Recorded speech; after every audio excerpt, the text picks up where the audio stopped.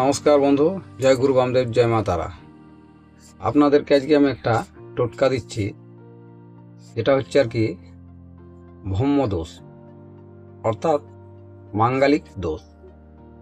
যদি দেখেন জন্মকুণ্ডলিতে আপনার মঙ্গল প্রথম স্থান, চতুর্থ স্থান, সপ্তম স্থান, অষ্টম স্থান এবং দ্বাদশ স্থানে যদি মঙ্গল থাকে আর কি, তাহলে জানবেন আপনার মাঙ্গলিক দোষ আছে, অর্থাৎ ব্রহ্মদোষ আছে।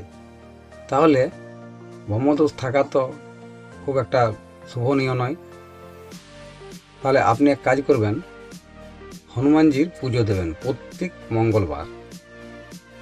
হনুমান চালিসা পাঠ করবেন। মেয়েরা ছুবেন না হনুমান, ছেলেরা ছুতে পারেন আর কি। আর বগলামুখী কবচ ধান করবেন। মেয়েরা করবেন বাম হস্তে, ছেলেরা করবেন দক্ষিণ হস্তে।